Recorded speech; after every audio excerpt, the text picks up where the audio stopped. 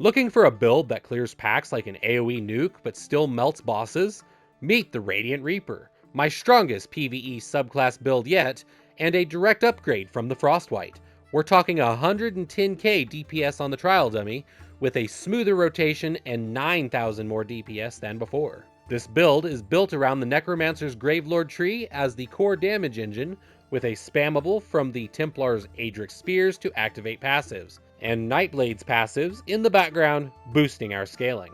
It plays like a detonation-based AoE, constant explosions, rapid pacing, but don't let that fool you, its single target damage holds up just as well, making it ideal for both trash mobs and boss phases. In this video, I'll walk you through the gear, skills, champion points, and rotation that make it all work, and why it's the most fun subclass build I've used to date. Okay, let's go ahead and get right into the gear. For our first set, we have Corpse Burster with the Lightning Staff, Precise, and Poison enchantment, the Helm, which is the Heavy, Divine's Max Stamina enchantment, and both rings, which are Bloodthirsty with Magical Harm enchantment. The reason we're using a Lightning Staff is because of this passive right here. Lightning Stabs increase your damage done with direct damage and channel effects by 12%. Next up, we have the Maelstrom's Perfected Inferno Staff from Maelstrom Arena. I have it enchanted with Infused, as well as Weapon Damage enchantment to boost our weapon and spell damage. Then we are running the Coral Riptide on the chest, waist, hands, legs, and feet, all with Divines and max stamina. We use this set because it gives us 740 weapon and spell damage when we are at 33% stamina or below. For our monster set, we are using one piece of Slimecraw on the shoulder in light. This is enchanted with max stamina with the Divine's trait. The reason we are using Slimecraw is to give us the extra critical chance. For our mythic on our neck piece, we are using Velothi Mage's Amulet with Bloodthirsty and the Magical Harm enchant. We use this because it boosts our damage done by 15%, as well as gives us Minor Force, increasing our critical damage done by another 10%. This mythic does reduce our light and heavy attack damage by 99%, however, we still light weave our attacks so that we can generate ultimate, as well as proc our weapon enchantments. For our attributes, we put all 64 points into stamina. We are using the warrior for our Mundus Stone. For food, I recommend the braised rabbit with spring vegetables for max health and max stamina in content. If you are parsing, I recommend a max stamina food. And if you feel like you're running out of magicka too quickly, you could always run something like Bewitched Sugar Skulls, which increases our max health, max stamina, max magicka, and health recovery. For the skills, in our first slot, we're using Unnerving Boneyard to give us Major Breach and Minor Vulnerability, as well as act as a DOT and another way to consume a corpse, causing more explosions. For our second slot, on both bars, we are using Banner Bearer with the multi-target script, Cavalier's Charge, which increases our weapon and spell damage by 6 for every 1% movement speed we have to a max of 450, as well as we grant Minor Courage, increasing our weapon and spell damage. Then we have Detonating Siphon. When we consume a corpse, this will proc the Corpse Burster set, causing an explosion, and when this skill ends, it also explodes, causing a second explosion, which you can end early, which is why it's one of our spammables. Then we have Biting Jabs. This is our fill-in spammable when we have no timers to refresh, as well as our primary source of Major Brutality and Major Sorcery.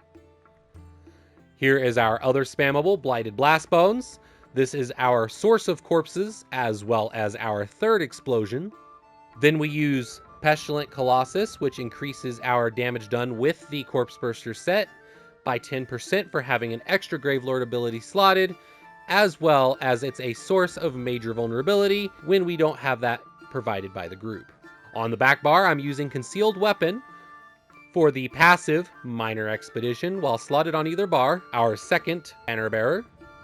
Then we have Relentless Focus while slotted on either bar, and at 10 stacks of Relentless Focus, we increase our weapon and spell damage by 40, meaning we get an extra 400 weapon and spell damage if we do not use this skill.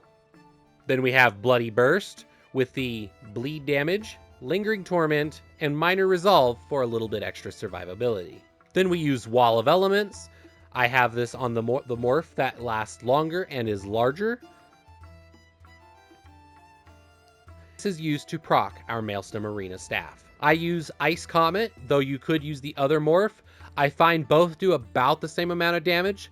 This one will do more in a shorter fight though.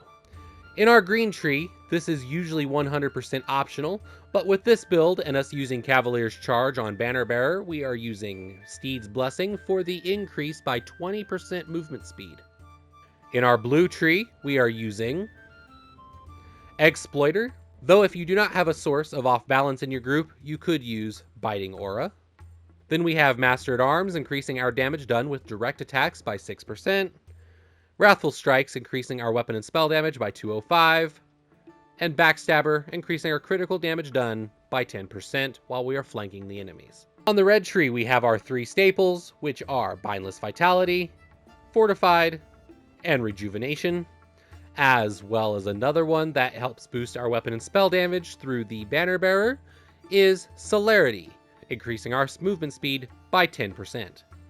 For our rotation, before we start combat, we always want to make sure that we are sitting around 33% stamina or less. So right there, 30%. I like to hit Banner Bearer, then go into Blast Bones, hit Wall of Elements, then hit my ultimate when it's available. Then to do our rotation, we do Blast Bones, Siphon, one of our DOTs, Blast Bones, Siphon, another DOT, Blast Bones, Siphon, refresh this DOT, Blast Bones, Siphon, no DOTs need to be refreshed, so I did Biting Aura. And that's the rotation. You just keep your buffs up. When there's no DOT to hit Biting Aura. When you have an ultimate ready, you skip your jabs and you go into the ultimate and then continue the rotation as normal. Next up, I'll show you my Parse where I hit over 110k DPS.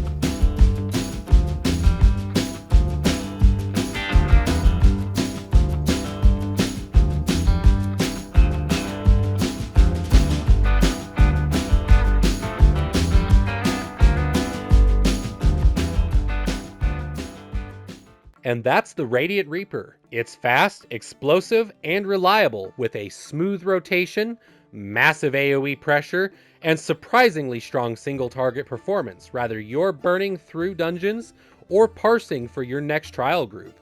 This build is ready to carry. With over 110k DPS on the trial dummy, and more stable than the Frostwite, this is my strongest subclass build so far, and honestly the most fun I've played. If you found this helpful, drop a like, leave a comment with your parse or questions, and hit subscribe, especially if you want to see what builds I'm working on next. If you missed the Frostwite or want to compare, I'll link that video on screen here, and if you're running the Radiant Reaper yourself, let me know how it feels in content. Thanks for watching, and I'll catch you in the next one.